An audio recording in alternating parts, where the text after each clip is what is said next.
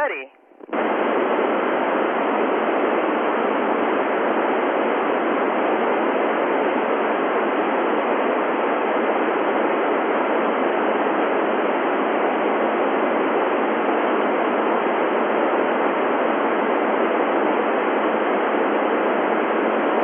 Hi there. Well, I studied aerospace engineering, physics, and many other topics in order to become an astronaut. What are you studying?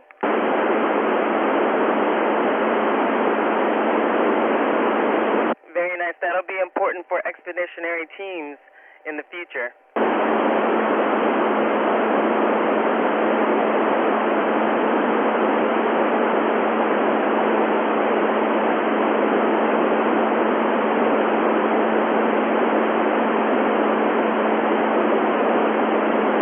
Well, we have so many different experiments up here. I really like all of them.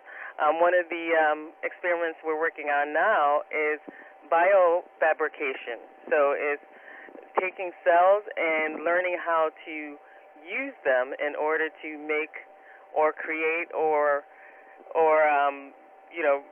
make a new component for, guess what, the inside the body. So it could be like a heart, a kidney, different things like that for future transplants.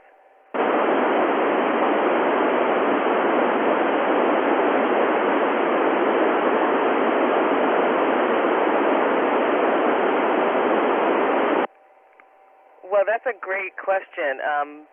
So it is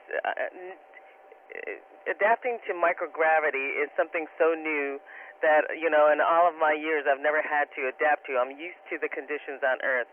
So it varies from person to person. It took me about a full month to adapt to living in microgravity, but also your body is also adapting at the same time. You have a fluid shift in the body, so your body is adapting as well as learning to move properly in space so that you don't bump into everything, and how to actually use micro-G or zero-G to your advantage.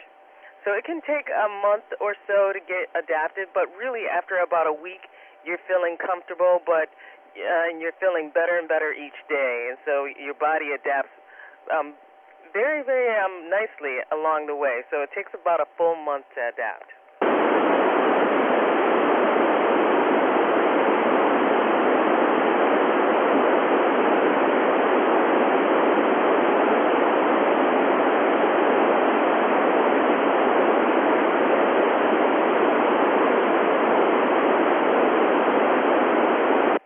Hi, Julia. So the planets that can be seen, you can probably see the same planets that you would see on Earth when it's nighttime outside for us. We're only about 250 miles, a little over 400 kilometers above the Earth's surface. So the night sky that you see, we can see some of the same objects in the night sky. It's beautiful. Over.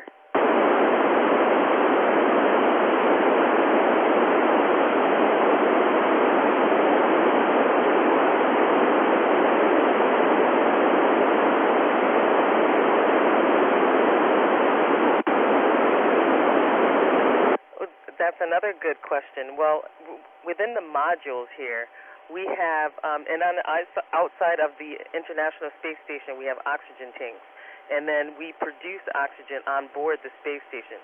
So really, for breathing, the atmosphere is about 14.7 psi, and that's pressure per square inch. So we have the same pressure on the inside, and we have the same oxygen and nitrogen mixture on the inside. So we're breathing pretty much the same air that you are, but it's just created here for us.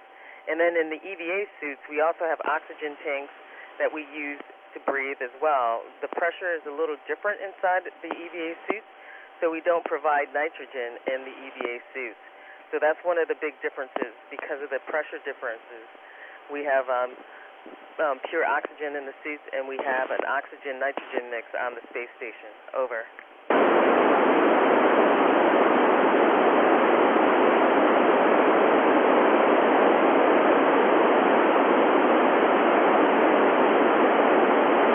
Hi again, Sophia. Well, we have several different systems. I haven't worked with any of the experiments working on botany, on growing plants in space. But, maybe next time when you call, I can get a better answer for you because I haven't worked with any of those just yet. But we'll get an answer for you later. Over.